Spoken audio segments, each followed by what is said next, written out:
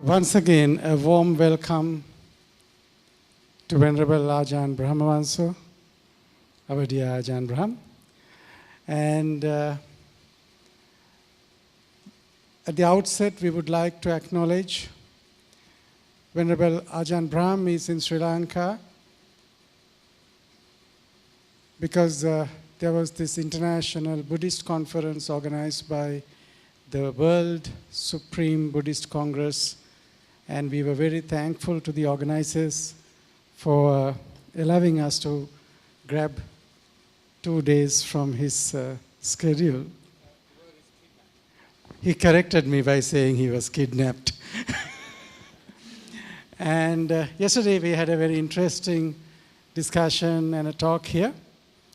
We are thankful to the Honorable Prime Minister for providing this facility and extending a special invitation to Ajahn Brahm for this program yesterday and today, and to the very supportive staff of the Temple Trees premises and the organization of the Prime Minister's office. And this program is streamed live via Dialogue TV on the Dialogue Axiata through the Ajahn Brahm Society Facebook page. If you have your friends who are not here, you might want to quickly update. Once again, a kind reminder, the digital devices to be completely made silence. Today, Ajahn Brahm will speak to us on the importance of meditation and how and why we should practice. And then for about 55 minutes, then about 20 minutes of guided sessions, and then 30 minutes of Q&A. Over to you, Bhante. Thank you. And thank you. And to the Venerable Mahasangha and brothers and sisters in the Dhamma, it's also a great joy to be able to come here and talk about especially meditation, the art of relaxation, keeping the mind calm and peaceful. And I'll begin with a story which I heard many years ago at a conference on meditation which was occurring in Sydney. And there a professor from Stanford University, one of the top universities in the world, had been doing research into meditation. And he was asked to compare the results of meditation with the results of other forms of relaxation. Now, Stanford is a very wealthy university, and so he managed to get funding for this experiment. He used a large number of his students, and half of them he sent to a meditation day. The other half he sent to a California spa, where they had massages, hot baths. I've never been to a spa, but I think you understand it's very expensive, and it's a way of relaxation. And at the end of the day, the 50% who went to the spa were compared with the 50% who went to meditation retreat to compare who was the most relaxed. And the results were so clear. Without any doubt whatsoever, those who went to the spa were far more relaxed than those who went to meditation. And that alerted me to what type of meditation are you doing?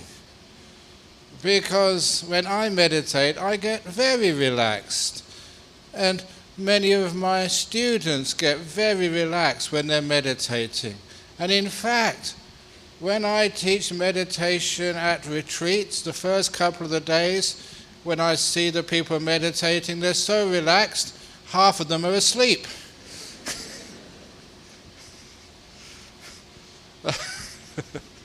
At least they're relaxed. And later on, they overcome what we call sleep deficit, because many people are not sleeping enough. And no, just that much, being able to relax so you get a good night's sleep, that solves so many health problems in our modern world. Not just health problems, but emotional problems. To this day, it's my understanding is, I could be exaggerating, but I think there's a lot to be said that because people don't sleep enough, they don't know how to relax, it's one of the reasons of greater incidences of things like cancer.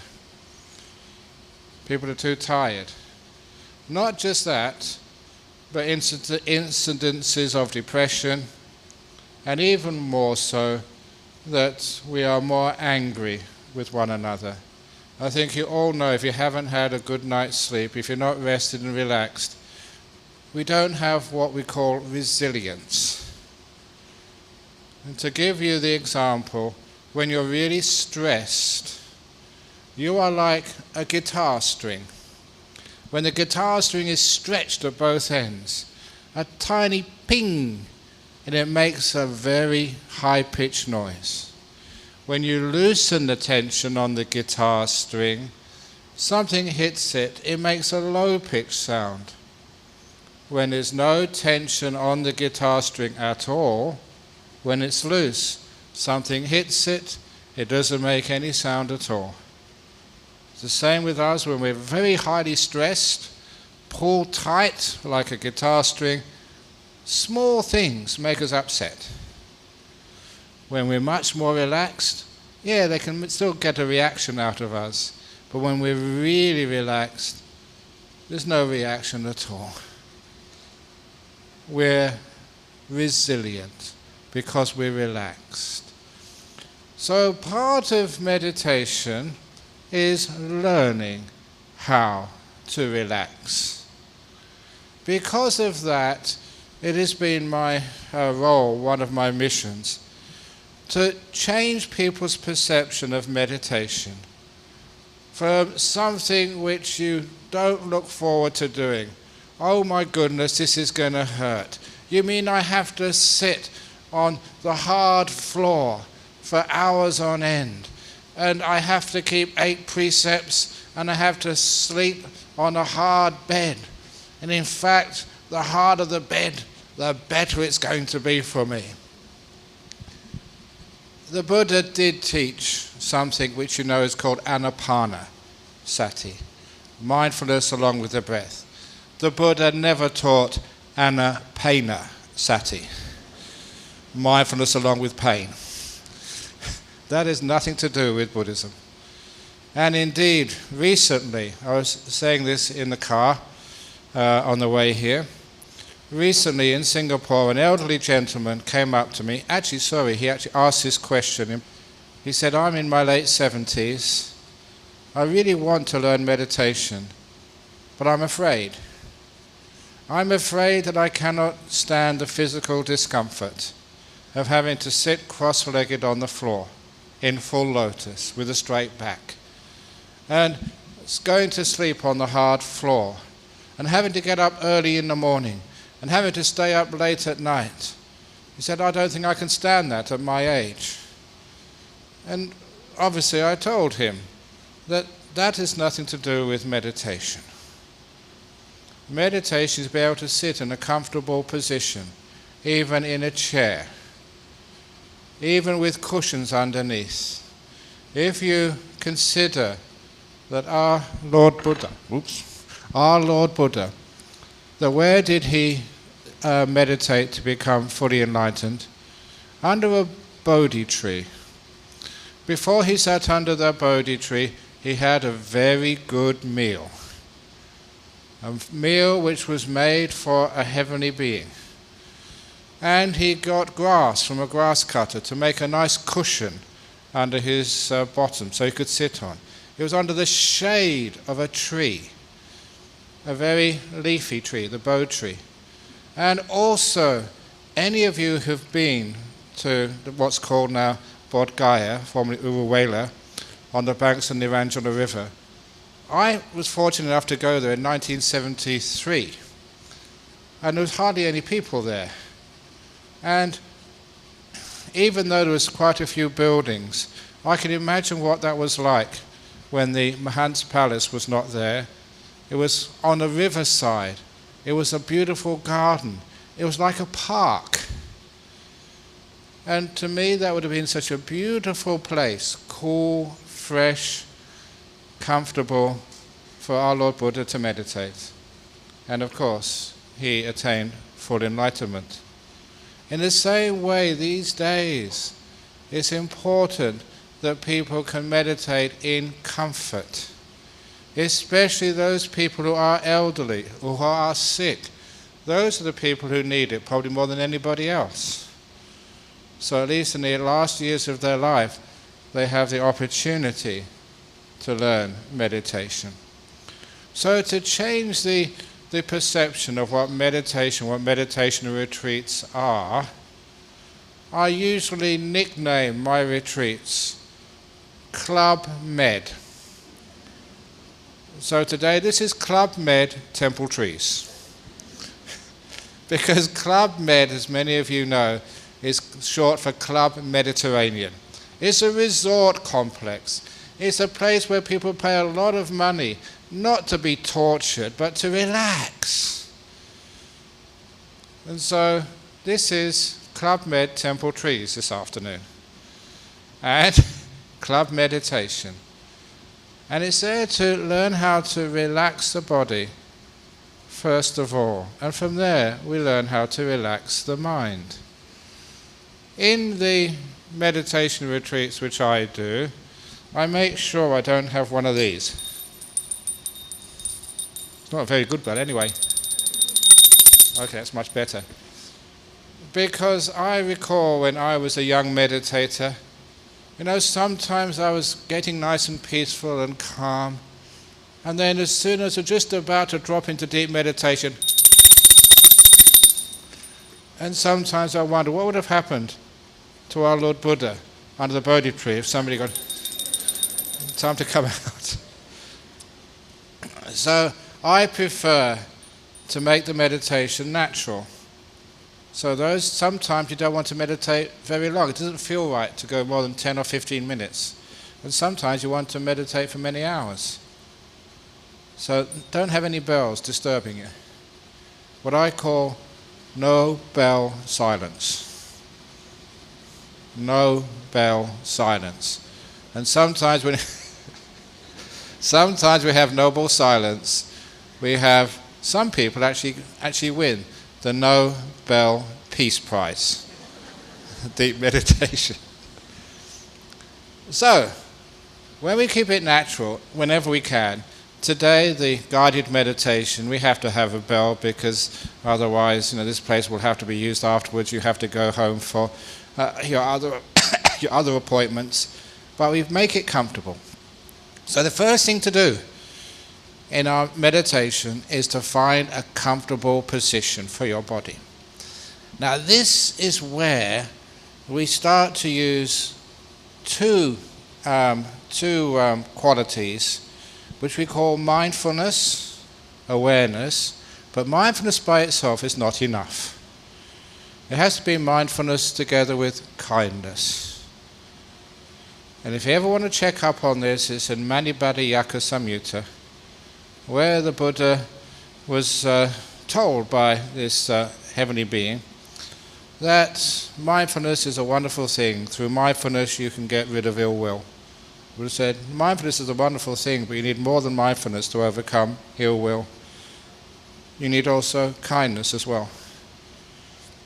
Those two together, mindfulness and kindness, according to the Buddha in that sutta, is important for you to relax the body. Which is one of the reasons why, in order to make this very clear, coined a new word. It's wonderful to invent new words, and that was not mindfulness, not kindness, but kindfulness. Mindful together with kindness. Now how that works is you're sitting down in a chair, on a cushion, wherever you need to sit down. You close your eyes, you're aware, but you're also kind. How are you sitting? An example of that is when people sit down, sometimes they've got itchy throats and they need to cough. But what do people do? No, I should not cough because I will disturb everybody else. And we get a phenomena which I call in meditation the volcano effect. Instead of coughing straight away, we suppress it, we stop it, and the itch, the irritation gets stronger and stronger and stronger. Like in a volcano, it's plugged up and the force, the pressure gets stronger and stronger and it's going to blow. And like a volcano, when it does blow, there's a huge boom. It's important I do things like that, boom, because when you're giving Dhamma desana, some people fall asleep. So a little boom wakes people up during the lecture, during the bhana. And also, the worst part is not just the explosion, but all the toxic gases and lava, which covers the villages surrounding the volcano. Now, when you cough, the same thing happens. You suppress it, you plug it up, it's going to blow, it's going to blow. When it does blow, you can hear it, all over Colombo. Well, that's exaggerating some way, but at least the whole room hears it, and all of that toxic fluid from your throat goes all over the people around you, which is very unhealthy. So the point is, if it's a cough, just cough. It's much better than suppressing it. And if you're worried about people, it's making a sound, it may be disturbing others, it would only disturb them if they're very tense. So I say, like the guitar string, if they're so tense, they'll get irritated and angry. But if they're following the instructions, they're relaxing, just a cough. And it disappears almost immediately. 1 second, maybe 2. Our problem is, if we're very tight and very tense because we don't know how to let things be, we will find that the cough finished a long time ago. We're still thinking about it. Who was that? We should stop people who have irritable throats from coming into meditation retreats. We should have one of those scanners like they have at the airports to see anyone who's got a tight fever is not allowed into this room. Only healthy people can come into this room. No coughing is allowed. 1 cough, 2 coughs, 3 coughs, and you're out. People actually think like that. And they go through all these thinking scenarios, and they find out the cough stopped a long time ago. But they're still echoing in their mind. That is a problem. So when we're kind and we're soft, which means that our body can relax and other people around us don't get so disturbed. But to relax the body, the mindfulness and the kindness, so we can feel our body. That's called the awareness. The awareness of the body, feeling it. How does your body feel right now? What part of your body is the most irritating in this moment? Once you focus on an irritating part of the body, it's not that hard to relax it, to give it so much kindness that it starts to relax. When I was a young boy, growing up in Acton, in the West London, a poor part of that place, because most of my friends were migrants. My father was very poor, legitimately poor. So we used to spend so many hours playing soccer in the street. When you play soccer, football, in the street, you go for a tackle, you fall on the ground, and you kept scraping the skin off your knees. So I always remember bloody knees with scabs on them when I was young. And when I used to do that, see the scabs, fall over and graze my knee, I'd go running to my mother straight away. And my mother would kneel down to her maybe 8-9-year-old child, and she'd put her mouth on the open wound to kiss it better. I never knew any better. Now I think, how on earth did that wound not get infected when someone put a mouthful of germs on an open wound? But it always healed up. But most importantly, the pain disappeared immediately. Just the mother's love was one of the best analgesics, taking away the pain from a 6 or 7, 8-year-old kid's knee. Always remember that, the power of compassion to take pain away. It relaxes, and much of pain is tightness, inflammation. It's an overreaction often of the body. So, when I had an irritable throat, or for example what happened in Korea a couple of years ago, having a cold. Woke up in the morning, it was minus 15 degrees, snow everywhere, and my nose was dripping, snot. I don't know what the correct word for it is, but that's how I grew up with that, just with the stuff from your nose. So nasal fluid, mucus, whatever you call it, to be polite. So all this stuff was coming out of my nose, and I only had half an hour, and I was going on live TV for an interview in NKT, that was South Korean TV. And it's basically not done to go on TV with stuff coming out of your nose. So I had half an hour. So what did I do? Sit down, meditate, focus on the irritable sinuses, focus on them, not force this sinal fluid to stop, but just be kind to it. Opening the door of my heart to this irritating, really like imagining my mother kissing a wound, to relax it, let it be kind, be compassionate, there knows, everything will be okay. And it works. I've used that a lot in my life, to be able to perform in public. You have these little tricks. If I cough now, if I really cough, it's very dangerous for me. Because this happened once when I was in Australia. I coughed in public at the beginning of a talk. By the end of the talk, there was about 8 or 9 bottles of medicine in front of me. And people said, you must take this. This is Ayurvedic. It's very good. This is homeopathic. It's much better. This is herbal. You have to take this. I took this. This is usual medicine. You've got to take that. I had so many medicines. And being compassionate and wanting people to make merit, I said, yeah, I'll take that. I'll take that. So I had to take every of those bottles of medicine. And that really made me sick. So now I just learn how to lose my mind, compassion, to not cough, not sneeze. Otherwise, you give me so much medicine it made me sick. So anyway, it works. It's amazing just how you can, mindfulness and kindness, you can relax the body.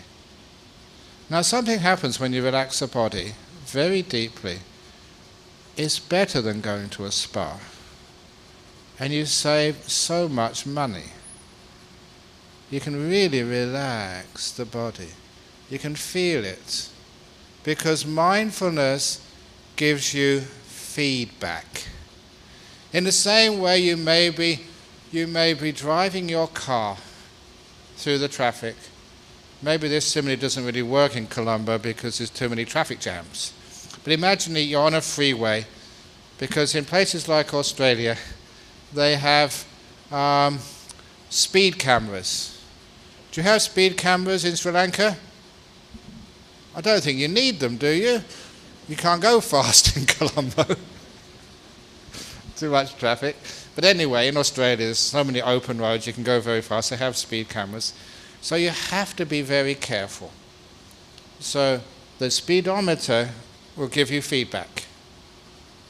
And so you know the pressure you put on the accelerator. If you're going too slow, you push it down further. If the speedometer goes too high, you loosen off the pressure. The speedometer gives you feedback, so you know how much to push down, how much to let go, to keep the car going at the correct speed. In the same way, that the feeling in the body, the ache, the pain, the tension, the irritation, that gives you feedback. Once you're mindful of that, aware of that, to know how I can relax it.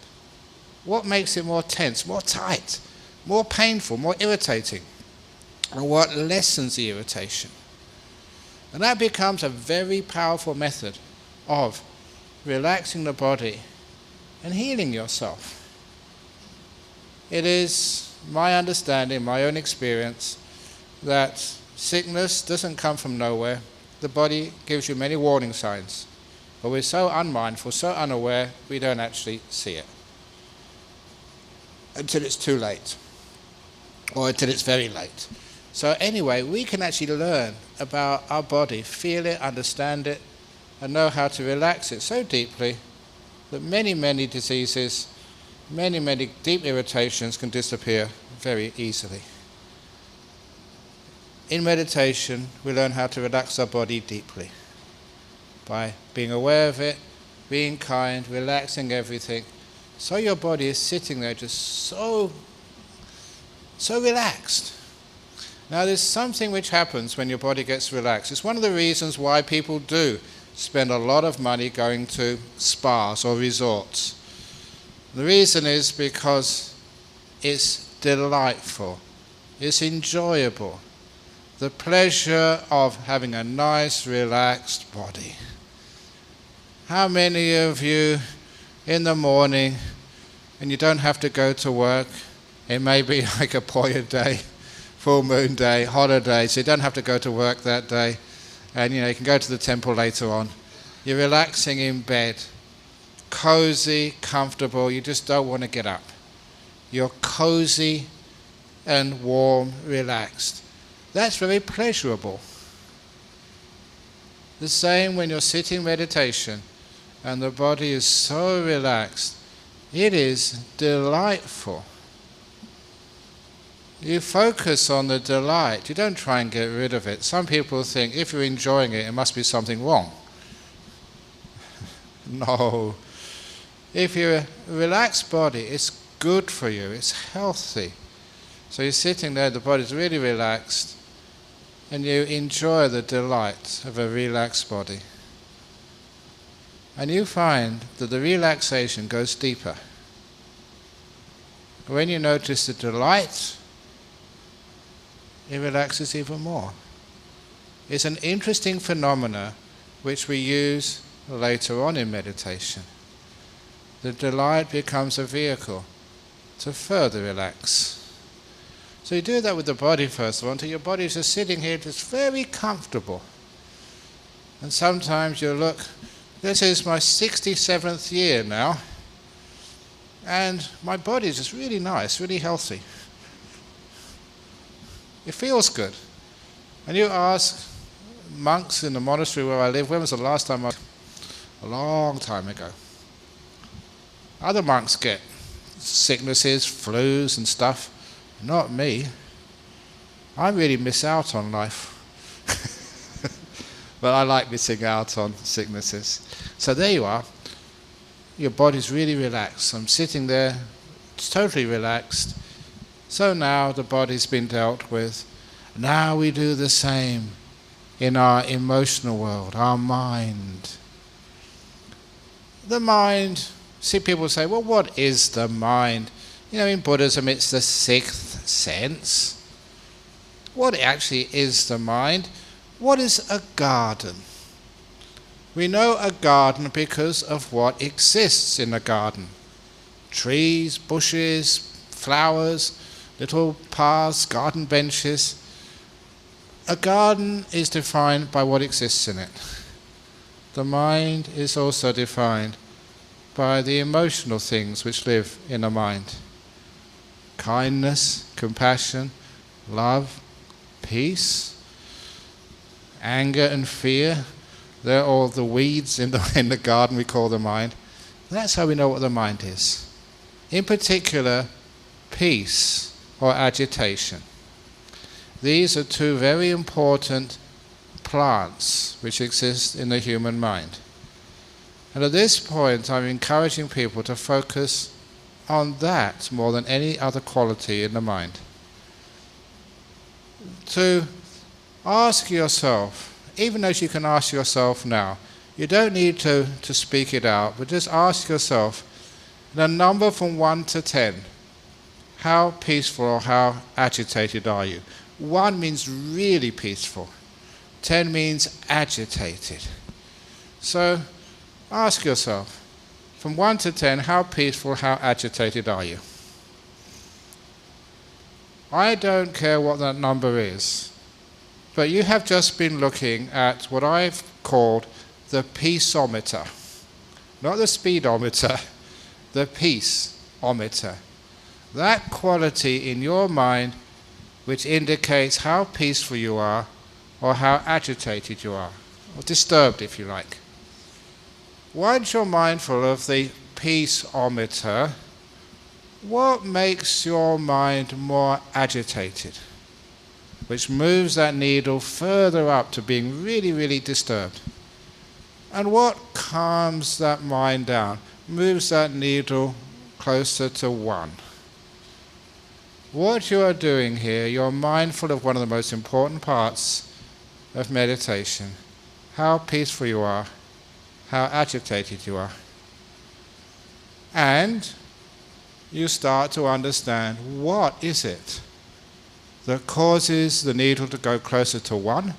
What causes it to go up to 9 or 10 or 11, 12, 13, be really agitated, go off the scale?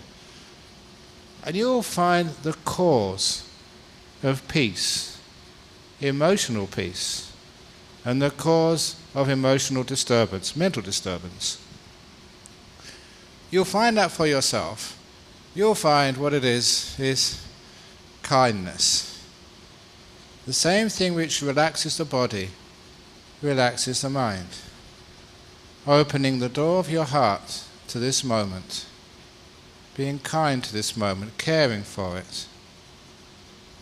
Wanting, trying to get something, trying to get rid of something that will move that needle up to 8, 9, 10. You become agitated. Let things be, you relax. The same way your body relaxes, that's the same way the mind relaxes. For those of you who know your suttas, where is this said in the suttas? 3rd Satipatthana. Mindful of the qualities of the citta, agitated or peaceful.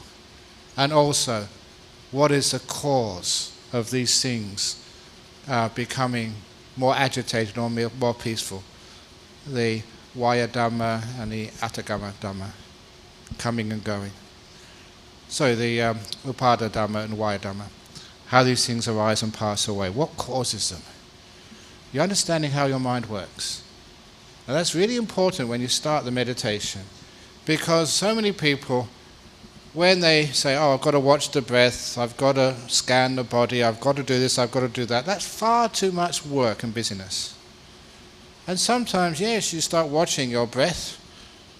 After 5 or 10 minutes, actually not that, 5 or 10 breaths, you can't do anymore. And so you struggle, I've got to watch my breath. I'm going to really watch my breath. And you get more tense. That's not meditation. You're supposed to be relaxing, becoming really peaceful. So when you do this preliminary, it's what in even Anapanasati we call arousing mindfulness. Get the mindfulness up first of all. Be peaceful, and you find you're aware. Now, one of the things which is how we become peaceful is when we let go of the past and future. We don't worry about things which have happened in the past. We don't start thinking about all the problems of the future. You'll find when you start dredging up the past, that needle, the peaceometer, goes up, more and more agitated from the past. When we start thinking about the future, oh my goodness, what am I going to have for dinner tonight? I wonder if there's any left. If I'm going to make the plane this evening. I wonder if I can, what's going to happen when I get my biopsy report tomorrow? I wonder what's going to happen in the traffic. Will I get there in time? What's going to happen in the stock market? What's going to happen with Kim Jong-un? Maybe there's a missile on its way to Colombo right now. Maybe it was meant to go somewhere else, but it's coming here. Who knows what's going to happen? Bah, bah, bah. Can you see how agitated the mind becomes through fear? So it is important to be able to, when we start meditating, to let go of the past and the future. Otherwise we're not mindful. Mindfulness always lives in the present moment, not the past or the future. So people find it so difficult to let go of the past or the future. How do we do that? Through kindness to the past. You try and get rid of it. I don't want to remember the past. I'm not going to worry about the future. I'm not going to worry. You worry more. There's an old simile which I've used a lot. So much so I was saying Venom Nisarano, it's been plagiarized in a cartoon done by an American gentleman, The Anger-Eating Monster. The anger-eating monster is this. There was a king who was off somewhere, probably on a meditation retreat. And while he was on a meditation retreat, this big, dangerous, scary monster came into his palace. And the security, we have wonderful security around temple trees. But if it's a real dangerous, scary monster, other security, they run over the walls. They hide under the cars. They go over the walls to hide, because this was one scary monster. And that allowed the monster to go right into the palace and sit on the emperor's throne. And at that, the security guards got really upset and said, "Get out, you don't belong on that throne. Who do you think you are? That's our empress's throne. Get out, now." Are those few unkind words, angry words, and angry gestures, even unkind thoughts. The monster grew an inch bigger, more ugly, more smelly, and more frightening. And every time they threatened that monster, "Get out now," the monster just got bigger and bigger and bigger, more stinky, more ugly, more frightening.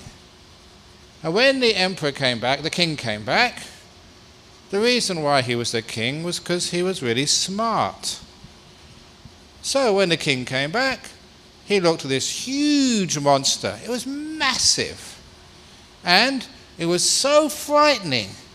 And the smell which came off this monster's skin was so foul that even maggots crawling on his skin vomited. Not even maggots could stand the smell. But the king knew exactly what to do. He said, "Welcome, monster. Thank you for coming to visit. Has anyone got you a cup of tea yet? Good Sri Lankan tea with tinkiri." And he was really kind. Like some hoppers.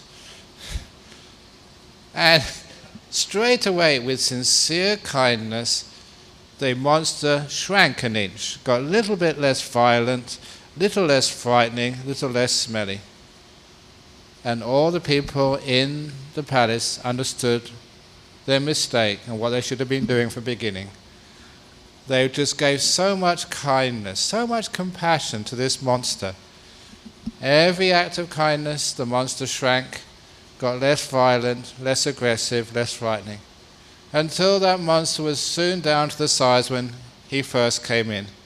But they carried on with the kindness, with the compassion, until the monster was so small that one more act of kindness and the monster vanished completely away. That's based on a story told by the Buddha of the anger-eating monster. It feeds on ill will. Get out of here, you don't belong. Just makes it bigger.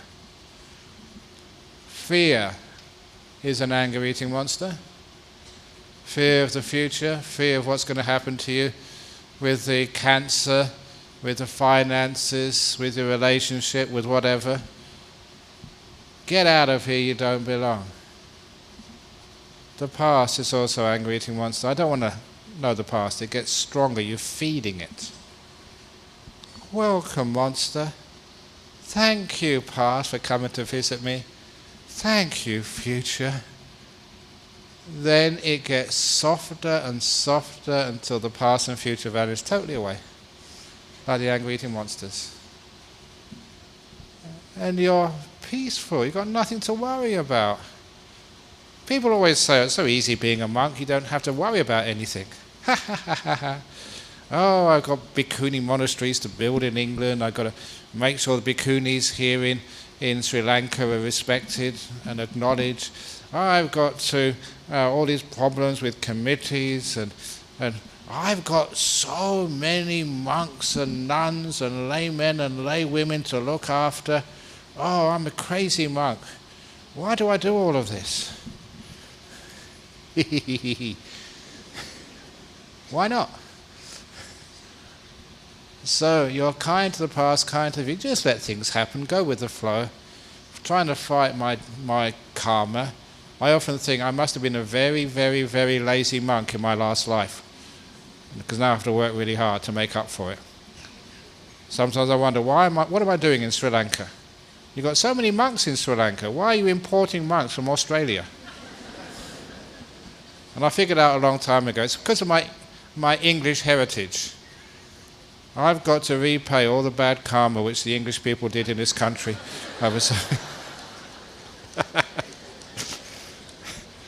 But anyway, just you have fun, you enjoy, your fate.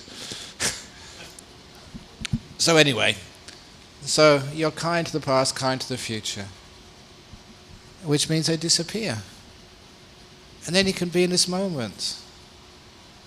When you're in this moment, it's so easy. Once you're in this moment, then you can start watching things like the breath, looking at your body, whatever you need to do. A lot of times, if you watch the farmers planting rice, a lot of that work is in preparation, making sure those paddy fields have just got enough water and just making the little overflows so it doesn't get too much, waiting for the right time to get the seedlings in first of all. Preparation is so important. If they just go planting seeds of rice any old place, of course it won't grow. Preparation before you start doing things like watching the breath. You prepare first of all, get yourself really comfortable, get the body relaxed, relax the mind, let go of the past and the future. Then it's quite easy to watch the breath. It's not a problem. In fact, it happens quite naturally. Why? Why is the breath probably the most common form of meditation object? I often wondered that and discovered that maybe the rhythm of my breath going up, that rhythm, I remembered that from the time I was in my mother's womb. Imagine you're a baby, not baby, like a fetus in the womb. You can feel your mother's tummy going up and down, the rhythm of the breath. And then the first few weeks of your life, breastfeeding on her chest. It is a rhythm which is recognized as warm, safe, comfortable, familiar. A very easy rhythm to be with. So it's delightful being with the breath because it's a very comforting sort of rhythm. And also, when the body is really relaxed and the mind sort of has lost its past and the future because it's disappeared, a lot of time it's the only thing left moving. Everything else is quiet except for so we just start watching the breath. That sometimes people used to say, well, where should you watch the breathing? Should you watch it at the tip of the nose or your belly? Where should you watch it? I was fortunate because my father had asthma that I have hay fever, and because I had hay fever my nose was often blocked. I couldn't watch the breath at the tip of my nose during the hay fever season, July, August, October or sometime, September, October. So I was so happy that now you could watch the breath at your belly, the Burmese method. But then when I was a monk, that was so difficult. The first years as a monk, I became a monk when I was only 23, a young man. And so in the evening, we didn't eat anything after midday. So when I started observing this area, I wasn't watching my tummy go up and down. I was noticing, I'm hungry, I want something to eat. So I noticed hunger. That was very disturbing as a young man. So I noticed that the Buddha never said to watch the nose or the belly. He said watch the breath. So I just asked myself, am I breathing in or am I breathing out? Which one is it? I'm breathing in. I know that. How I know that, it's not necessary to really consider. But I know it's going in, I know it's going out. That's enough. Now the problem is that if you do watch the tip of the nose, when I was teaching in Malaysia, the first time I went to Kuala Lumpur, people were complaining about meditation headache. I'd never heard that before. Do you hear meditation headache in Sri Lanka? Well, what's going on? Meditation is relaxed, it's overcoming headaches. And it took me a while to figure out what on earth was going on. And to describe what's going on, I'm going to take off my glasses so those in the front and maybe the TV can actually focus on my eyes. Now usually you meditate with your eyelids closed, but if you meditate with your eyelids open and you watch the tip of the nose, this is what you do. Because where your mind watches, that's where your eyes automatically watch as well. So all these meditators watching the tip of the nose were going cross-eyed. You do that for about 10 or 15 minutes, yes, you'll get a tension headache across here. So that's not how you meditate. You relax.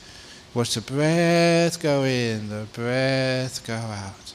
Nothing to do in the whole world. No past to worry about. No future to be concerned about. Getting away from it all. Club Med temple trees. Watching breath go in, breath go out. Oh, this is so nice. That's how meditation happens. Delightful. That's what got me into being a monk. I like a good time. Still keeping all your precepts. Sitting here, if I want a good time, just close my eyes, meditate. Oh, this is really good. The joy, the happiness of relaxation, peace. Body really relaxed, the mind enjoying just watching the breath. That's just a start. As Ronald Reagan used to say, President Reagan, you ain't seen anything yet. Because that's just a start. Because the meditation, if you don't force it, you let go naturally by itself. It just goes in and becomes more and more peaceful, more and more still. Because you're not breathing very much, because you're not active. You're not thinking, you're not worrying, you're not in the past or the future. Your body's really still and relaxed and comfortable. You're not using much fuel in your car. It's a wonderful thing today because apparently there's a petrol shortage. But there's an energy shortage as well in your poor overused brain. Imagine your brain is hardly using any energy at all. Just in this moment, still peaceful, not worrying about anything in the whole world, just watching the breath go in. Of course, your metabolic rate goes down. You don't need so much oxygen. So you breathe in less and less, more and more peaceful, more and more joy, more and more happiness comes into the meditation. That is how the Buddha taught.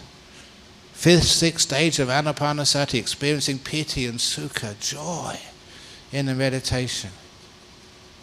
Once you know how to do that, meditation's fun. It's joyful. You just love doing it. That's why my meditation retreats, which I teach in Australia, it's almost impossible to get in them. As soon as they open up for booking, usually 1 minute or 2 minutes, and it's all full. Why?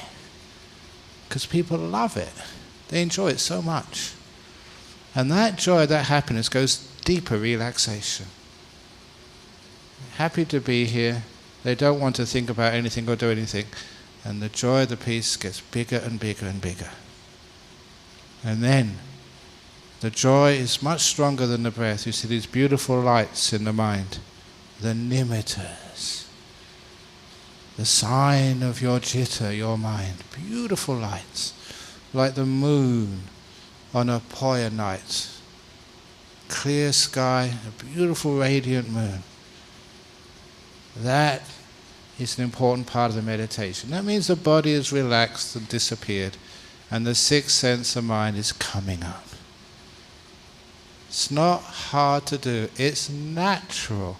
It's just what happens when you get out of the way and stop interfering. It's a natural process. When you let go, when you don't drive the car, it stops. Now many people experience those lights in their meditation. They're not dangerous.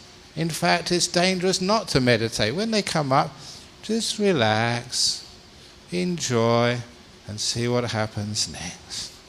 And of course, what happens next is they get brighter and more brilliant. And your body is perfectly safe. So safe. We have all these wonderful tales of what happens when a person goes into the next stage, goes into these incredible bliss states where the body you cannot feel, you cannot hear, you cannot see, you cannot smell, taste, or have any physical touch, but you're perfectly aware. The jhanas. One of my friends, his name was Greg. I can say that now because it was a long time ago. Long enough I can maintain his anonymity. On a Sunday afternoon in Perth, he was meditating. There's nothing on TV. He told his wife, I'm going into the bedroom to meditate. Usually half an hour, 40 minutes is max. After 1 hour, he had not come out of his room. So his wife went to check on him. And there he was in his meditation position, sitting perfectly still, meditating, perfectly still, too still. He couldn't even see him breathing. And the wife was so afraid. She called the emergency number. What's the emergency number in Colombo? 999, or is it 111 or 000? It's very difficult. If I had an emergency, I wouldn't know which one to call. They should standardize them throughout the whole world. But anyway, they called the emergency number, and the ambulance came within 5 minutes, a Sunday afternoon. It wasn't busy. And the medics, they ran into the bedroom, felt his... There's no pulse. No pulse. So straight into the stretcher, in the back of the ambulance, going through all the red lights, it's an emergency. He had no vital signs, straight into the emergency room. Triad's nurse had a look at him. Really important, put an ECG on first of all. Flat line. An EEG. Another flat line. He was dead. So as was the first thought, but he was so fortunate that afternoon. If that had been an Australian doctor, he'd been sent right down to the morgue, which meant when he came out of his meditation, there'd be 2 morgue attendants dead. Imagine that, working in the morgue and you think someone's dead and they suddenly wake up. Because he wasn't dead, he was just meditating. So the doctor was from India. And the doctor had heard that in these deep meditations, you can actually suspend all your vital signs, all your life activities. And he heard from his wife that he'd been meditating. And the other interesting phenomena, which you will see in the Chulavedala Sutta, the difference between a dead body and one meditating is they're still warm. His body was still warm, it was not getting colder at all. So he decided to try defibrillators. You might have seen that on the TV. They put these defibrillators, bang! There's electric shock, bang! Goes up from the... It's really important, if ever you have to give a public talk, don't just sit there and go blah, blah, blah, blah, blah, blah, and send people to sleep. Make it active. Put some energy into public speaking. And then people actually come alive. So boom! Has the electric defibrillators. Arched his body and raised it. So many times, he didn't actually tell me exactly how long they were doing this defibrillating, but nothing happened. Still flatlining. Until he told me he decided to come out of his meditation. And he opened his eyes. Beep, beep, beep. The ECG, EEG monitors were normal. And he leant up. What am I doing in here? I was in my bedroom. What happened? He hadn't heard the sound of the sirens. Hadn't been able to feel his body being put in the back of an ambulance. Hadn't even been able to feel the electric shocks going through his body. But he was perfectly aware all the time. Strong mindfulness. But just inside that sixth sense of mind. And doctor gave him thorough examination. Perfectly healthy. He was so healthy, the doctor said, go home. And he walked home with his wife. And he told me afterwards the only negative part of that experience, he said, was his wife scolded him all the way home. Don't you ever do that again. But it was perfectly safe. You're happy. And it has huge health benefits and also huge insight benefits, which we'll come across later on. That is possible in today. The jhanas you read about in the suttas, in the time of the Buddha, people do that today. It's possible. And the resulting Maggapala is also possible in today's world. It happens. Not just monks, upasakas, upasikas as well. The Dhamma is still strong. Meditation still leads to these amazing effects. So, I can go on for a long time, but people are always looking at me and saying it's about time. I was quiet, and we actually did some meditation. Actions speak louder than words. Or as that little cartoon said, the two monks, and one monk said to the other, are you not thinking what I'm not thinking?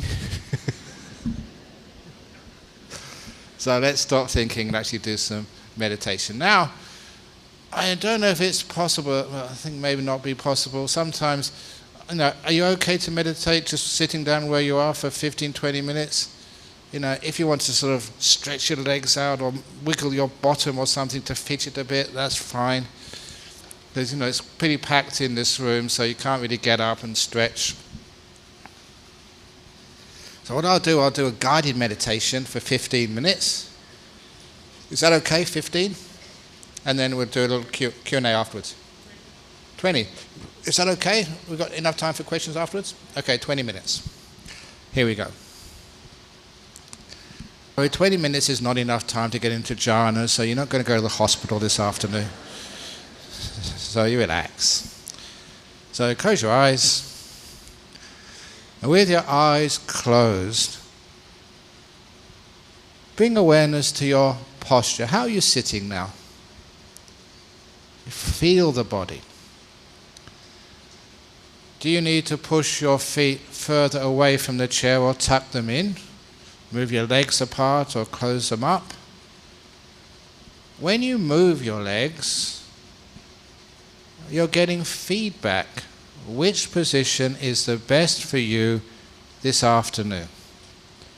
You'll find that day to day, even within a day, the body needs different postures, changes.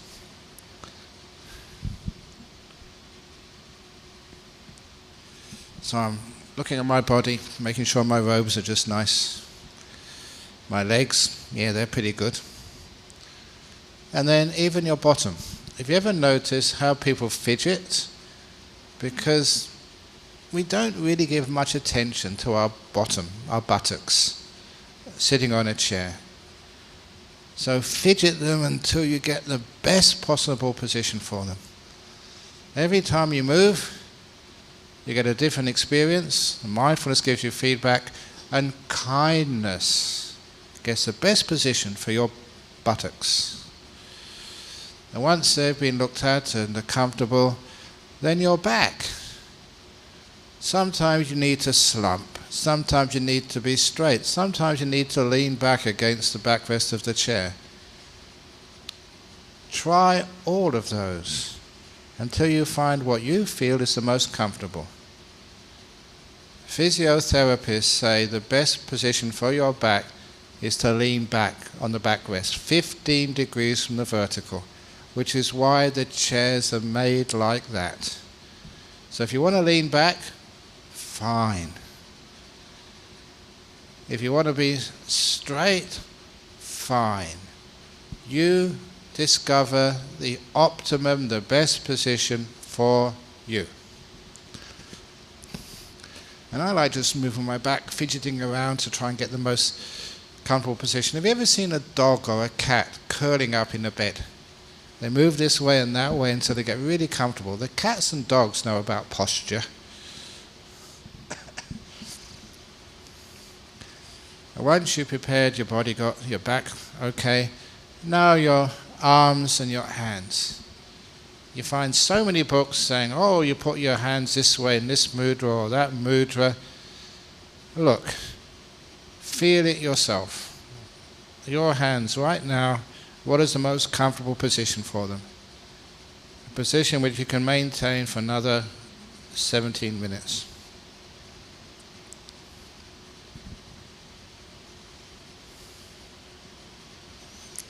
And once you've got your hands in the correct position, now your shoulders. Shoulders are a great seat of tension.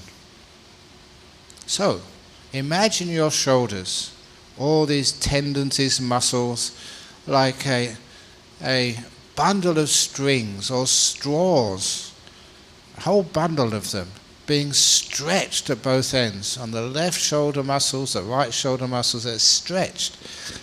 And now imagine letting those strings go. So they're loose. Every strand of muscles relaxes.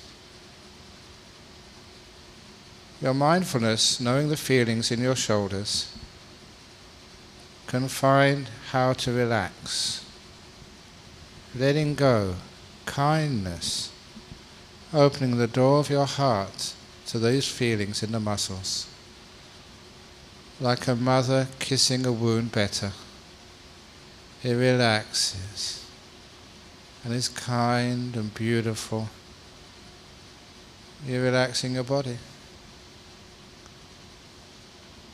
And then go up to your neck. I have a little irritation in my neck, just a bit of allergy to something or other. It's really just unfortunate being a senior monk having allergies, because I always have to sit closest to the flowers. Never mind. I relax my throat. Feel the irritation and relax it. Giving this beautiful soft attention to an irritation. The mindfulness gives me feedback until I can relax that irritation till it disappears. But if you do need to cough, please cough so we avoid the volcano effect. And then, once I've relaxed my throat, I move up to my face. People have lots of tension around the eyes and the mouth and the forehead. It's a sign of emotional tension played out on the face. So I now become aware of the feelings in the muscles around my eyes. Once I'm mindful of those sensations, I relax them. Try this, try that, until you learn. From the feedback which mindfulness gives you, you learn how to relax muscles. So just at will, you can relax anything. So now relaxing the muscles around my eyes and the rest of my face. When I know how to relax those muscles, I will never need to use Botox. I can relax them at will.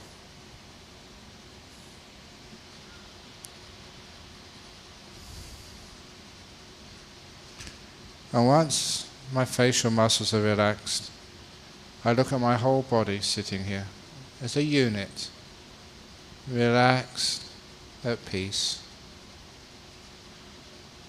And next I like to go to a part of the body which may still be irritating, maybe inside your body. If you've still got an ache or pain somewhere, focus on it, zoom in on it, and give it kindness, like some monster who's come into your body. Welcome irritation, welcome ache, welcome pain. Thank you for being here. And see if through kindness the irritation can get less and less and less. This is a short period, so maybe you can't get the delightful body. But it feels so relaxed, so at ease, so nice. As soon as I can feel the delight of a relaxed body, my body goes to another level of relaxation.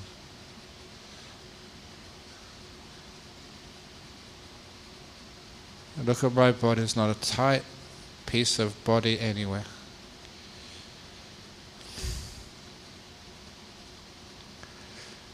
Once I've attended to my body and built up the ability to be aware, to be mindful, and to be kind, I now look at my peaceometer. Right now, how peaceful are you, or how agitated? A number from 1 to 10, please. So now you're looking at the peaceometer. What attitude of mind is needed to move that needle closer and closer to peace?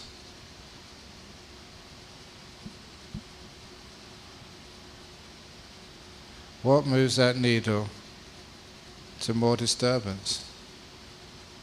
So you learn how to relax your own mind. Learn how to be peaceful. You'll find it is letting go of the past and future with kindness. Just being here, not wanting anything in the world, just to be here, developing peaceful mind.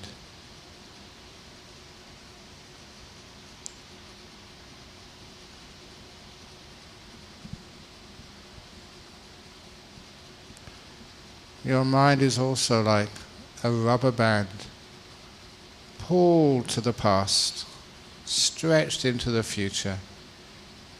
That's why your mind feels stretched. So you let go of the past, you let go of the future, so nothing is pulling at your mind. Nothing is pushing it, squashing it, stretching it. You're letting go. You're just here, in this moment, with kindness, just like a Buddha smiling on you. You don't have to achieve anything. You are loved as you are. Don't have to please anybody. Your mind can relax. As Ajahn Brahm would always remind me, we meditate to let go, not to attain. To be peaceful, to be kind.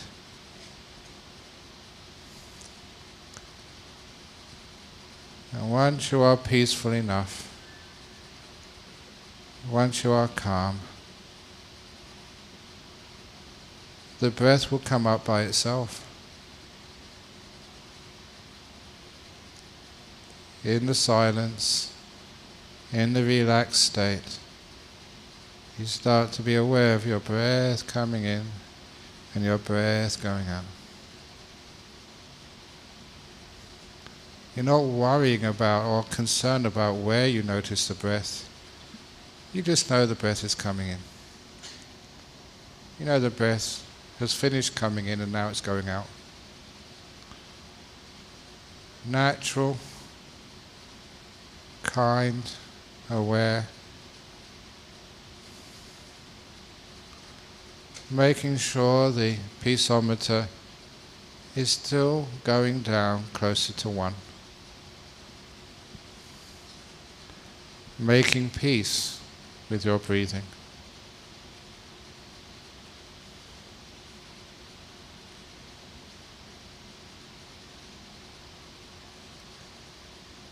Just in this moment, no past, no future, just the breath happening now.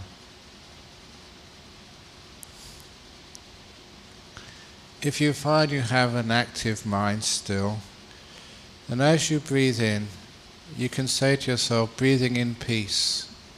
If you're sick, breathing in health. Breathing in peace, health. And as you breathe out, let go. Let go of any problems, any health issues, any tiredness. Breathing in peace, health, light. Breathing out, let go. And imagine what peace, what health is to you. And as you let go, imagine there may be some sickness, it may be some tension. Imagine it, in whatever way you can visualize it, going out with every out-breath. Breathing in peace. Breathing out, let go.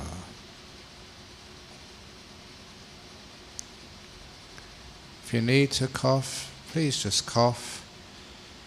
Don't become tight and controlled. Relax, let go. Like your body is opening out, your mind is opening to. Free, no pressure, no pull, no push. Breathing in peace.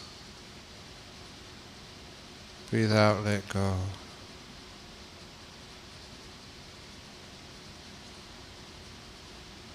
And see if you can notice how delightful it is just to be in this moment. It's like being on holiday, away from all the busyness of your life. Just breathing in peace. Breathing out, let go. But try not to judge yourself. This is good enough.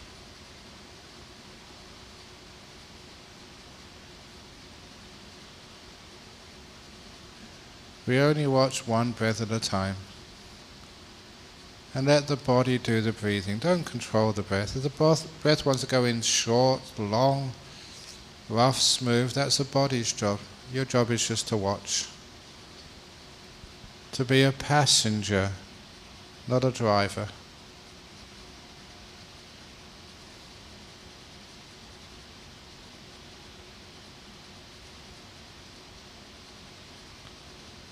Just breathing in peace.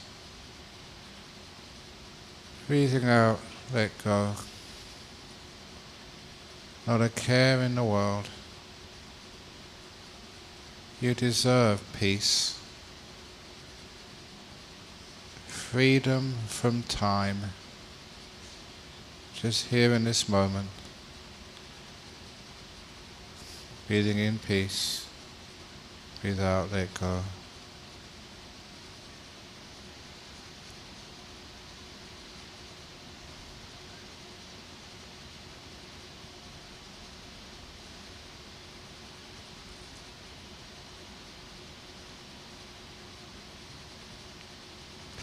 Relaxing the mind, letting go.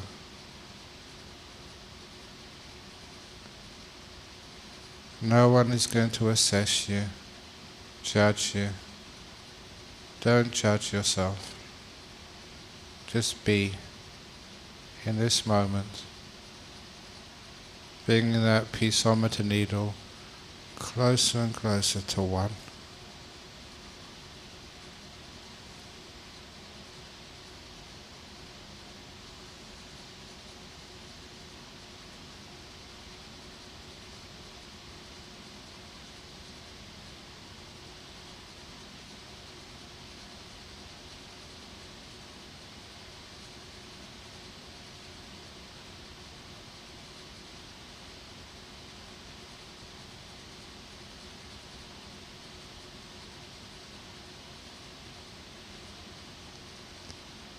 How does that feel now?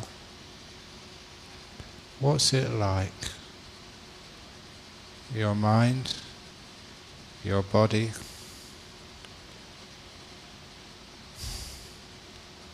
how delightful and liberating it is to be peaceful.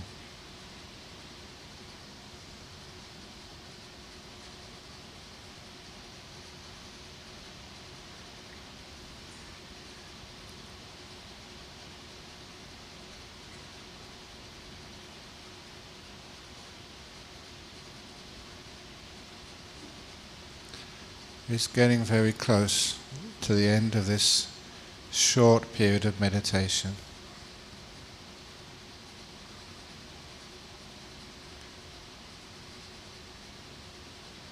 So see if you could count the next 3 breaths, in, out, in, out, in, out.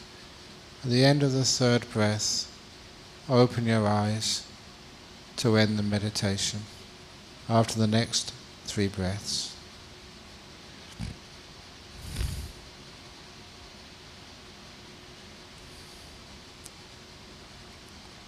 And then please smile. Whoever's teaching you meditation has to look at all of you. It makes me feel happy when you smile at the end of a meditation. Thank you. Okay, there we go. So now we have time for some questions, hopefully just on meditation. So first of all, how did that go? Was that okay? Was that easy? Did anybody go into jhanas and get taken off to hospital? No. Sounds so simple, but it's very difficult to do. Sounds so simple because it is simple. It's a default state. It's what happens when you don't do anything. Meditating. People always want to do meditating. Meditating is the opposite of doing something. It's stopping, letting go. There's an old simile of meditation, actually not an old simile, a new one, because I invented it. The donkey and the carrot. Do they still have donkey carts in Sri Lanka? No. Okay. Actually, I saw one a long time ago. They have it in India. They used to have them in Europe. So have donkey and the cart. The trouble... Okay. Very good. Okay. Donkey and the carrot. If you get a stick and you beat the donkey will not pull the cart. Instead, you tie the stick to the donkey's neck. So the front of the stick is 2 foot in front of the donkey's head. At the end of the stick, you put a string. At the end of the string, you put carrot. Donkey likes carrots. So maybe if it was a Sri Lankan donkey, you may have to put a mango or a hopper or something there. Depends on the time of the day. So there, the donkey sees a nice juicy mango. And donkey likes the mango. So what does the donkey do? It goes towards the carrot. Let's use the carrot. Goes towards the carrot. And when the donkey moves towards the carrot, so does the stick, so does the string, so does the carrot. So it doesn't matter how fast that donkey goes, the carrot is always 2 foot in front of the donkey's head. That's how some people meditate. Always chasing, chasing, chasing. They never get peaceful. But then one day, the donkey comes to Club Med Temple Trees and learns how to catch carrots. It's so easy when you figure it out. Meditation is simple when you get the message. So what does the donkey do? It just stops. Been running after the carrot all day, now it just stops. What does the carrot do? Because of momentum, the carrot swings further away from the donkey. The donkey doesn't get upset, it just stops, is patient. Goes further away until the carrot is 4 foot in front of the donkey's face. Never been that far away before. But then something strange happens. Swings all the way up, 4 foot away, and then starts swinging back again. As soon as it's a normal place, 2 foot in the front of the donkey's mouth, coming at great speed towards its mouth. It stops, it swings up, back, and the last thing the donkey always must remember after stopping is compassion. As the carrot comes close to the donkey's mouth, the donkey says, "Carrot, the door of my mouth is open to you." And that's how they catch a carrot. If you just stop, your mind becomes peaceful. Remember Angulimala? Stop! Monk, said Angulimala to the Buddha, and the Buddha said, "I have stopped, you stop." Angulimala stopped. Not physically, but also mentally.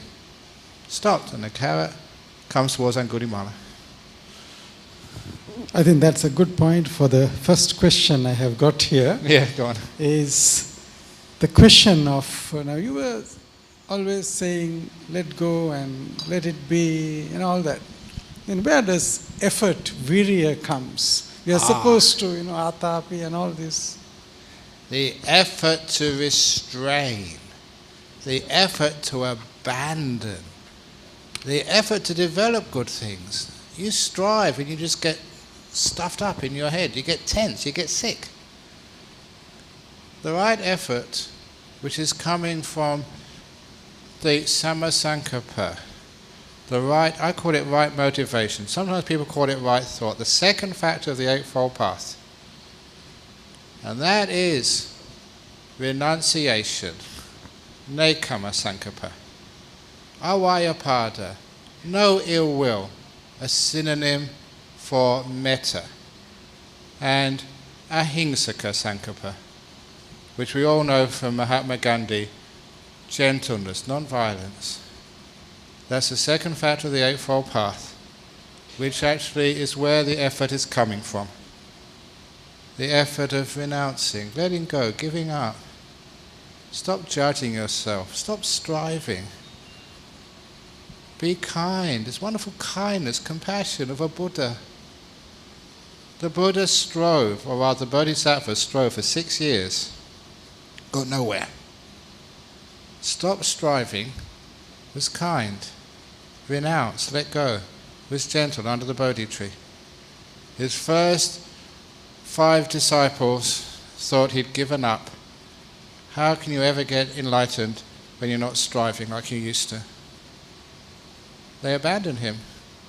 But when they saw the Buddha after his enlightenment, they realized this teacher was onto something. And he taught the middle way. Letting go, renouncing, giving up. The 4 ways of letting go, second noble truth. What are those 4 ways? Remember, it's chaga, giving up, giving away, not getting things. Striving is what you get things, giving away. Chaga patinissaga, which is another word for renouncing. Muti, freeing. Anarya, not letting anything stick. The Teflon mind, or what I usually use these days, is a lotus. A lotus flower, nothing sticks to it. If someone urinates on a lotus, the stinky, smelly urine just all falls off, and afterwards the lotus still has its very sweet, fragrant smell. Or someone pours Chanel No. 5 over the lotus. That doesn't stick. All flows off, and it still smells like a lotus. Praise and blame, nothing sticks. Gain and loss, fame and infamy, all those Lokadhammas, they don't stick to you. That's a lotus. It's called letting go, renouncing, not accumulating. So it's a letting go form of effort, a stopping. It takes effort to put on the brake. It takes effort to let go. It takes effort to give up things. I think the next question is linked to that, interestingly, that I sometimes I try to meditate after a hard day's work, and very soon I realize I have fallen asleep. What's the difference between meditating and falling asleep? Falling asleep is the start of meditating. For those of you very tired. When I became a monk, it was in the jungles of northeast Thailand. I was malnourished. 1 meal a day, sticky rice. I was a vegetarian before I was a monk. Sometimes sticky rice and a frog on top. That's all we had to eat. Yeah, a frog, boiled frog. No garlic, no salt, no, just a bowl of glutinous sticky rice with a frog on top. That was all the villagers had. In fact, they gave us the best frogs. It was disgusting. But I was malnourished. And in the morning we would get up, we were only supposed to sleep 4 hours a night. I could never get below 4.5. So 3 o'clock in the morning, we'd be up in the hall to meditate, steamy jungles. I was made in England. I was not used to such hot weather, such sticky weather. Malnourished, not enough sleep. Of course I was sleepy. So I had the tricks. What we tried to do, first of all, use effort. Didn't work. So then I tried a matchbox. You take the cover off the matchbox, you put the tray on your head. Because it means if you start nodding, you'd see the matchbox fall on the ground. You'd hear it. Only about 3 or 4 days, I'd overcome my sloth and torpor. I could put the matchbox on my head for 1 hour, meditate in the morning. It never fell off at all. Amazing, until one of my monks took me aside and said, "This is why the matchbox is not falling off. You're still sleepy, but instead of doing this, you're doing this."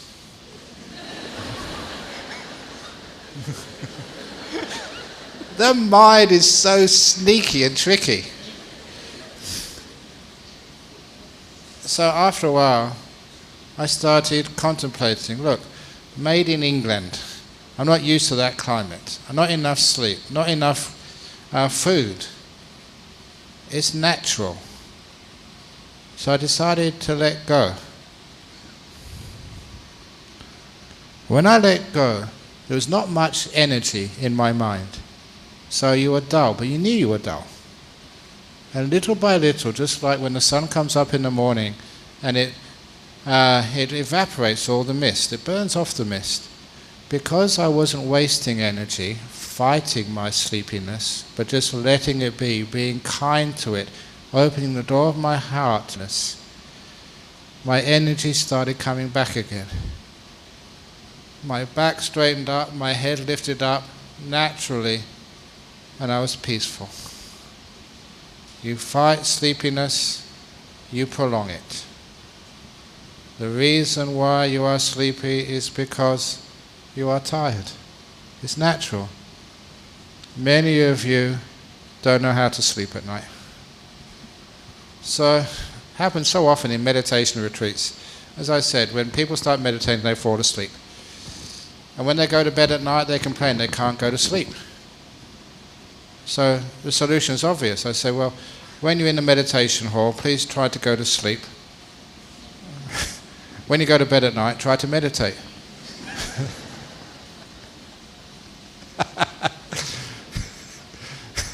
And that means they solve the problem. They're trying instead of letting go. So it's good that you fall asleep when you're meditating. Well done. The problem is with people who think too much when they're meditating. Restless mind. They're the problems. So allow yourself to fall asleep. The sleepiness will soon disappear, and then you'll wake up and be nice and peaceful, and you can go deeper there. Now that you mentioned sloth and torpor and restlessness both, how do we recognize the 5 hindrances, and what should we be doing when we know that those are present? When you know those are present, you just remember just to follow the Eightfold Path. Follow the Four Noble Truths. 2 types of meditation. Second Noble Truth meditation and Third Noble Truth meditation. What Second Noble Truth? Wanting is the cause of suffering. So if you want to get rid of your sloth and torpor, you want to get rid of this, you want to get rid of that, you want this, you want that, you're asking for dukkha. That's what the Buddha said. Craving leads to dukkha. So what is Third Noble Truth meditation? Letting go. Renouncing. Stop worrying whether you're asleep or whether you're restless. Oh, let it go. That is a part of Nibbana. And it works. You do your letting go, renouncing, giving up, second factor of the Eightfold Path. Instead of calling it renouncing, because people think that means becoming a monk or a nun, many times I say, make peace with your sloth and torpor, with your restlessness. Be kind, be gentle. Make peace, be kind, be gentle. That's almost like one of the phrases, which people recognize me by, the make peace, be kind, be gentle monk. Second factor of the Eightfold Path. You do that and you're restless, you've got sort of tiredness, they soon vanish. You're putting what I call meditation karma. There's good meditation karma, which gets to good results, peace, happiness, liberation, jhanas. Or you have karma, bad meditation karma, which leads to more problems. Karma is all about intention. Right intention is second factor of Eightfold Path.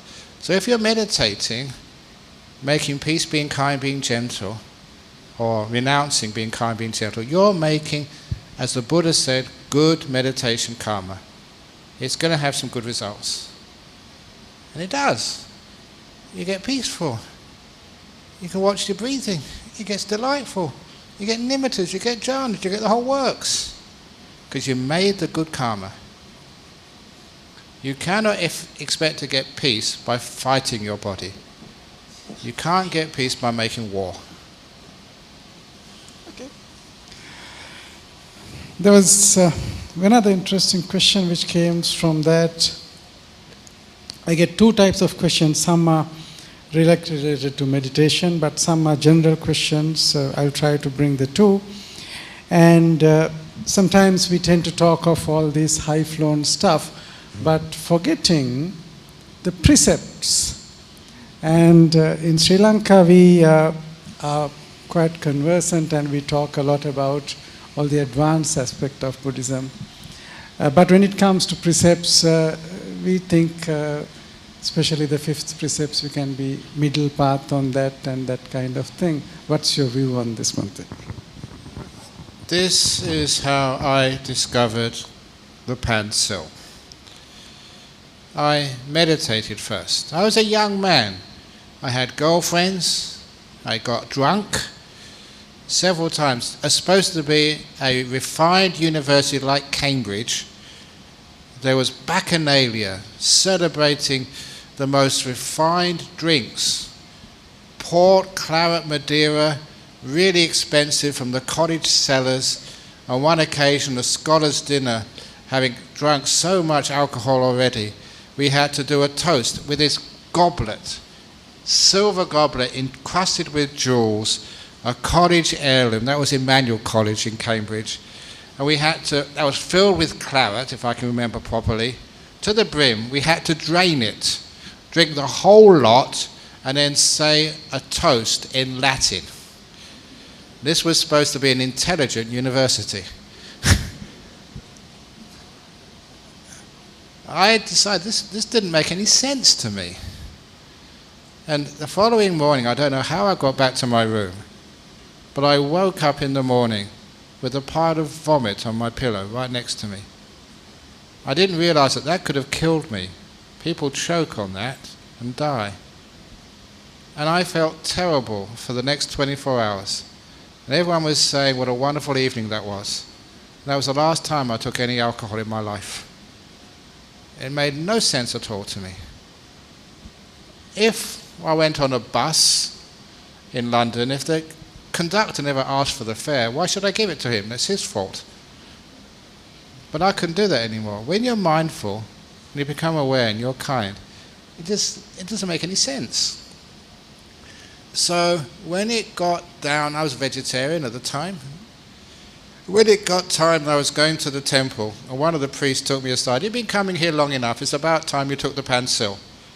And this was accurate, this has happened. It was in a Thai temple, but I used the Sri Lankan words. I said, Venerable Sir, what is the pansil? You know, not killing any living being. I'm a vegetarian. Not sort of stealing. Even if the conductor doesn't ask for my fare, I always give it to him. So, you know, he thought my fare, here it is. Not committing adultery. Oh, one girlfriend was expensive enough. Not lying. It never felt right to tell a lie to anybody. And not taking alcohol. I said I've been giving up alcohol a long time already. And you may say I was conceited, but it was a good anecdote. I said, Venerable Sir, I don't need to take the 5 precepts. I've been keeping them for the last couple of years without knowing that they were precepts.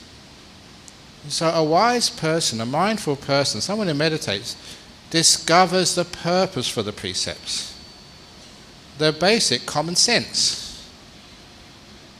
I thought when I gave up alcohol, I would not get invited to so many parties. I was a young man, 19 or something, just enjoying my life, going out to parties, dances, girlfriends. To my surprise, I got invited to even more parties because my friends wanted someone sober to drive them home. That was me. There's many advantages. But if you find the reason, the wisdom, why you keep the 5 precepts, it becomes so obvious, it's easier to keep. But I always thought 5 precepts, 8 precepts, but in Singapore, in some temples, they keep 13 precepts. I've never ever heard of the 13 precepts before until it was explained to me. On the Poya days, you keep 8 precepts in the morning and 5 precepts in the afternoon. After 12. Afternoon, yeah. So you can still eat your dinner. The 8 precepts is only up till noon. That doesn't make any sense at all. But also in Thailand, I saw this. People were taking the pansil. You usually put your hands up. And they did this. They had one finger down. I'd never seen that before. And so I asked, what's going on? Why did you put one finger down? He said, because they're only keeping 4 precepts today. They still chanted the whole 5. And then you look more carefully, and sure enough, you saw someone with 2 fingers down. And even after a few weeks, I saw one. They still chanted everything, but they weren't keeping it. That was in Thailand. The point you're trying to stress was it's not 2 separate things. Not 2 separate things, it's wisdom. You don't do that, to try and make good karma points. It's common sense to keep precepts. Wise people are good people, trustworthy people. Look, this is tough, please don't get offended, but not even a dog would drink alcohol. If you have a dog, even a really thirsty wild dog, you put a bowl of alcohol in front of it, would it drink it? People do. So who's wise and who's stupid? Well, that's a tough one, but, how high are you? Okay. Okay. I think you said it loud and clear. Yes.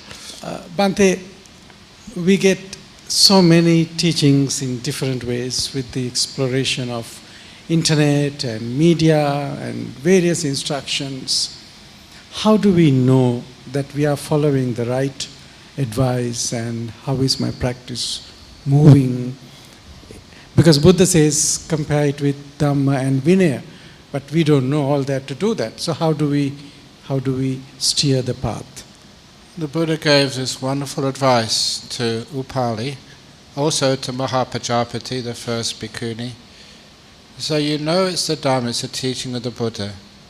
If it leads to letting go, not to attaining more things, but renouncing, letting go of things, to peace, freedom, and obviously things like things ceasing, viraga, nirodha, sambodhi, enlightenment, nibbana.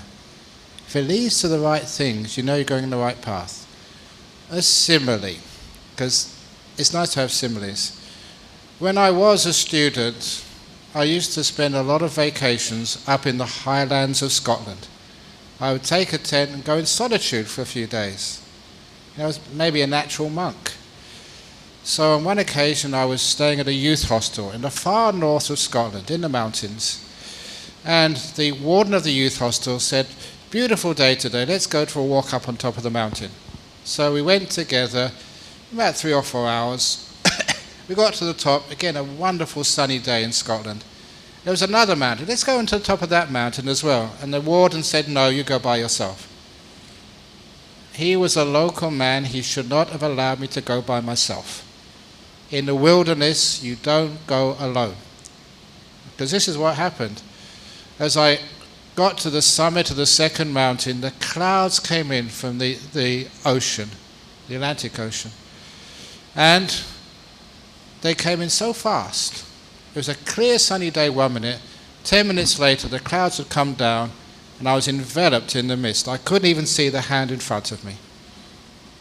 I thought I had a sense of direction, so I turned around and decided to walk down the mountain again.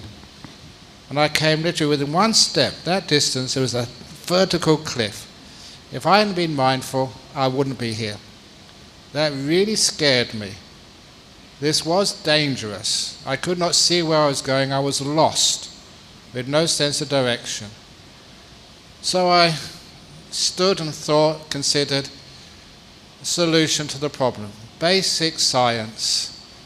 Find a stream, even a little brook, because water always flows downhill. So I found a little brook, followed it, another little rivulet came into it, got bigger and bigger, and I followed it down and down. Whichever way it meandered, I'd follow it religiously, until it got so low down, I was underneath the mist and I could see my directions. And that's how I got back a long time later to the youth hostel. And this is a simile which I give to people these days. Before you are a sowan, a stream winner, you are in the mist. You don't know which way to go. One teacher says do this, another teacher says do something else. What should you do? Find a stream which goes in the correct direction, which makes you more peaceful, more kind, more aware, less attachments. Those are the signs you're going in the right direction. You keep going on that path. If you don't realize that, the people you live with realize that. Ask your wife. After you meditate, are you an easier person to live with? Are you a kinder person? A wiser person? Ask your husband. Ask your kids. Kids are very honest. Mummy, go to meditation. Why, darling? You're a much nicer mummy when you come back. Eventually, you keep being more peaceful, more still, more kind, more ethical, until you follow the stream of Dhamma and going in the right direction until you get underneath the mist. You can see the direction. That's stream winning. Now you know which way to go. It's obvious. The doubt is overcome. Okay, from there, shall we get to some simple Yeah. questions as well. Yeah. And this is a question that we discussed yesterday morning also. The how to make decisions. Oh, yeah, decisions. I was in Oslo University. Question came, really important decision to make in my life. How do I make it? Really important, this young woman. I shouldn't have done this because I said, well, let's make it more concrete. Suppose you were considering marrying the boy sitting next to you. And this poor woman, she put her hands in front of her head. She went beetle red, because that's exactly the decision she was contemplating. I shouldn't have done that. So I said, so easy. So you got your boy next to you. Not sure, it's a big decision in your life. You're going to marry him or you're not going to marry him, accept the proposal or not. So simple. Get out a coin. Heads, I marry him. Tails, I don't.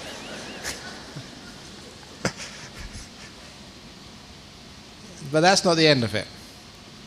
You toss up the coin. Heads, I marry him. Tails, I don't. It comes up heads. What's your reaction? If you think, yes, that means you really wanted to marry him all along. If it comes up heads and think, let's try 2 out of 3, then that means you don't want to marry him.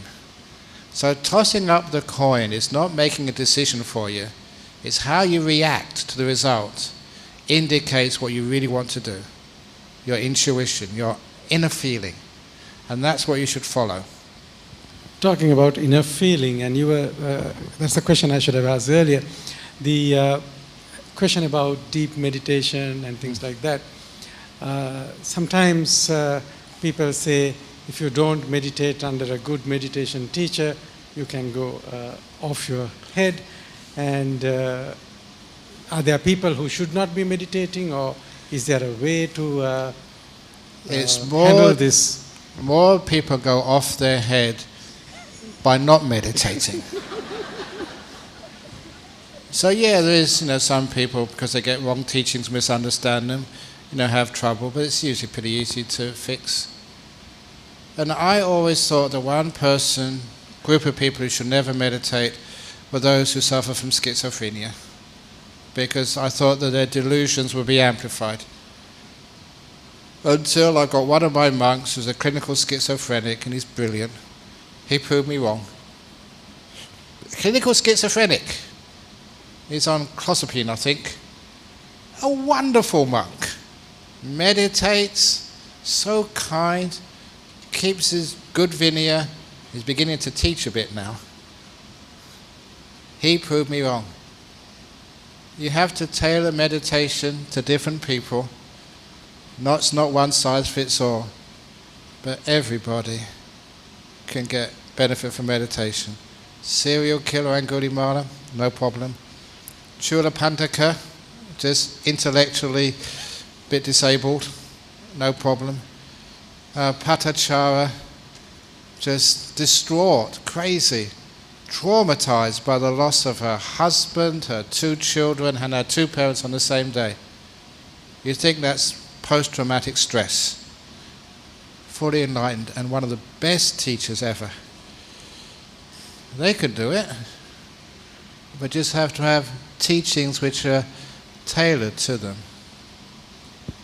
Talking about different people reaching enlightenment, and there was a question on email saying, should somebody be a Buddhist to meditate, and should be a Buddhist to reach enlightenment? Should you be a scientist to do experiments? If you do experiments, you are a scientist. So that's what a scientist is. People who live in a lab and experiment. What's a Buddhist? People who keep 5 precepts and practice the Eightfold Path and meditate. So whether you say you're a Buddhist or not, you are. So get used to it. If it walks like a duck and quacks like a duck, it's a duck.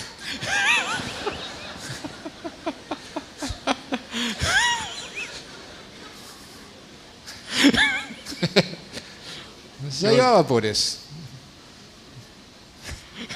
Things are so complicated these days. People are transgenders. You don't know whether to go to the male or female toilets. But if you meditate, you're a Buddhist. Be a Buddhist. What's wrong with that? It's just, you don't always have to be a Buddhist. You can change later on if you like, if you feel that it's not the right path for you. If you're a scientist, you call yourself a scientist, but if you want to retire and just, be an artist, then you're an artist. But if if you're painting things on a canvas, you're an artist. So call yourself, by your true name. Okay. There's another interesting question here that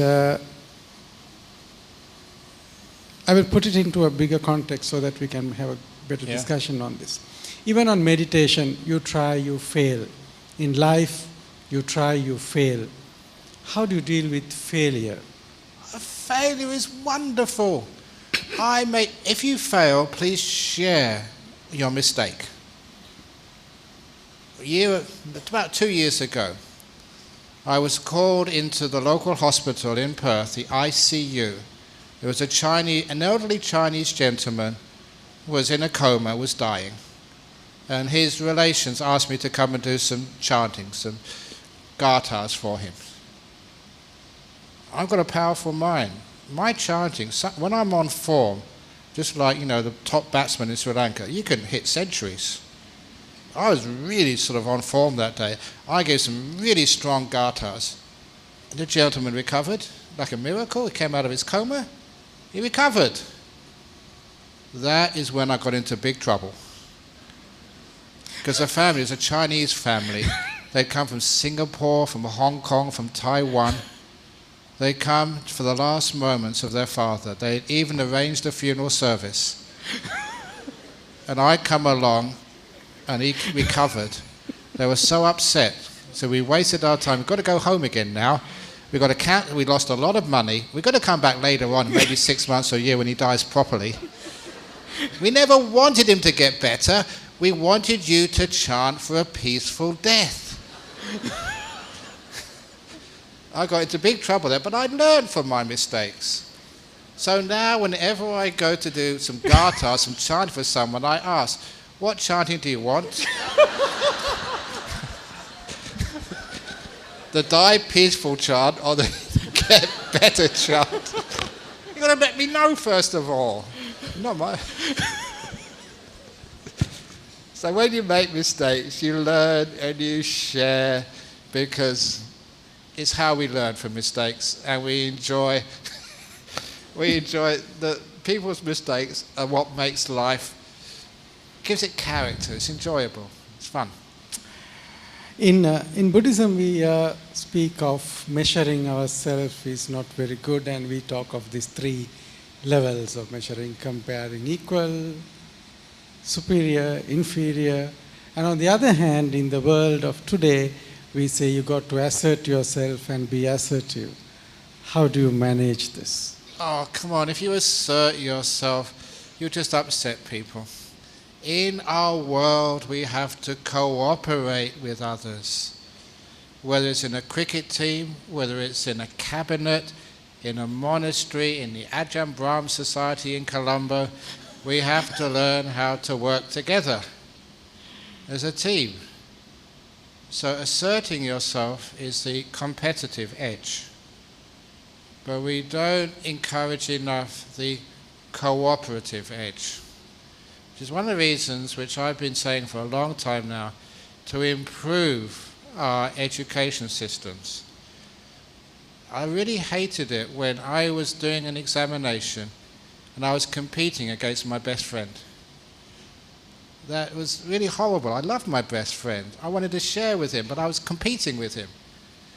So I decided after that, wouldn't it be wonderful, say in a class, 30 children, maybe 70% of your score at the end of the year was personal, what you did in your exam. The other 30% was averaged over the class to which you belonged. So in other words, if there was a weak person in your class, it was in your interest to help them, to work as a team. Because otherwise, all we ever learn in school in our education system is how to beat our friends instead of how to work with them. If we don't reward cooperation, it's never developed. That's one of the reasons why there's office politics. We don't know how to cooperate. We've never learned that. We know how to compete. Why husbands and wives argue. We never learn how to cooperate. So we're competing again. So it's social engineering, correct. But it's so positive. In real life, in the office, at home, wherever you are, we have to cooperate, as well as compete as well. Unfortunately, our world is far too competitive. Not enough cooperation. Do you think that's as a possible reason for the increasing teen suicides in most societies? And what would you be advised to parents how to deal with children? First of all, don't let your children be afraid of you. They are. This Sri Lankan girl in Perth, you know, she'd been coming to the temple since she was 1 or 2 years of age, playing, making a racket and a noise, as kids do. That's why, you know, please bring your kids to the temples, let them get familiar with the monks, sometimes playing with them. But it means when she got to 16 or 17, she came to see me, said, Ajahn Brahm, I'm in trouble. I said, what's the trouble? I'm pregnant with my boyfriend. And I said, have you told your mum and dad yet? He said, no. That's why I've come to you. Can you please tell them for me? So why don't you tell them? They'll kill me. And she was scared of her parents. She thought she'd be punished. So she wanted me to be the intermediary. So I went to the parents. Look, kids make mistakes. She's a good girl, but she's got herself into trouble. Don't know why. Could be peer pressure, you know, she lost her mindfulness because she liked her boyfriend, one thing led to another, and then, you know, now she's pregnant. She doesn't need to be afraid of you. She needs your help and support. Children make mistakes. But that really opened up, why is it your children will not come and see you when they're in really big trouble? Small trouble, they'll come and see you, but big trouble, they're afraid of you. They're afraid of being scolded, shouted at, even beaten, because you're ashamed of them. Please tell your kids, you can come and tell me anything, son, daughter, anything. I may be disappointed, but I'm here to help you. That's my job as a mum, as a dad, to look after you when you're in difficulty. Yeah, you want to discipline them, tell them what's right from what's wrong, but sometimes we go too far, which means our children hide things from us. And when they really need to tell you something, they're scared. So that's one of the reasons. Have this wonderful rule of amnesty, like Nelson Mandela, Desmond Tutu in the Truth and Reconciliation Commission in South Africa. Tell your children, son, daughter, you can tell me anything, even terrible, terrible things. You've been in trouble with drugs, you've been taking drugs. If you tell me the truth, son, I won't punish you, because I'm here to help you. You need your dad, your mum, to help you terrible, terrible time. That's what we're here for. We make mistakes, so I don't want to scare you away. If you can do that, as long as your children tell you the truth, no punishment, no scolding, no shouting, because you need to help them. Another question. This is a bit of a Zen type question. You're sometimes told, die with your action. You just do something, don't think about it. On the other hand, we have a habit or tradition which says all the good things you have done in your life, you're supposed to write in a book, and then before you die, you can read them, you can remember. So the question is, if you have done something bad, obviously you say don't think about it. Yeah. Similarly, if you have done something really good, which was really nice. Should you keep thinking about it, or are you done and just let go? Well, it depends which option you want. Certainly it's a stupid option to keep thinking of all the bad things you've done. So the next option, like the Toyota option, is actually just to think of the good things. The Rolls-Royce option is not to think of anything. If you can do that, that's the best. Be peaceful, be still. But if you can't do that, at least think of good stuff. So you suggest you keep thinking your good things, or you... Yeah, well, it's better to think of good things than bad things. But it's best to be still and peaceful, to let go. That's the very, very, very best. That links to the question of habits and addictions. I would like, we discussed, I know yesterday morning this, but getting into habits of technology, pornography, and all these things of today, and some practical tips how people can get out of these addictions. This is a serious problem, I think. Yeah, it's a serious topic. You know, sometimes people do go to, say, meditation retreats. And our meditation retreat over in Perth is in a very, very difficult place to get a signal. We chose it there. Even though that people can walk a little bit away, they've found out the hot spots where they can get a signal. But sometimes it's great to actually, when you go onto a temple for a retreat, to hand in your mobile phones. Hand in everything. You can give the number of the temple in case there's any emergencies. They can phone the landline and the manager will take down the number and alert you. Just to see what it's like not to have a mobile device for 1 week. If you can't do it for 1 week, how about on a Poya day? Keeping 9 precepts. The 9th precept is no electronic devices. No iPads, iPhones, no anything like that at all. Try that. It's only 1 day a month. Somebody once said, why does a person have to... It was actually Venerable... No, it wasn't Venerable Yadawimbala. They said, why do we have the precept of Brahmacharya on a Poya day? No sexual contact with anybody. And he said, because a little bit of restraint. It's young men, young women, they like to kiss and have contact and flirt. But one day they say, no, we're not going to do that. They can do it the next day, but that one day, no. They learn restraint, because even when you're married, young men, you'll see a beautiful girl you really like, you get lust up. It's natural. But you've learned how to restrain your urges. As they say, when the blood goes from your head down to between your legs, you don't go stupid. Because you're going to hurt your wife. So you learn some restraint, even on the Poya days, by keeping that precept. So you're not addicted to lust. The same if we can put away our mobile devices on the Poya days. I don't know if the government could get away with this, but they can turn off all the mobile phone towers on Poya days, turn off the electricity, so no one can get a signal. I don't know if that's possible. But sometimes they stop selling alcohol on Poya days. Did they do that? They buy the day before. The day before.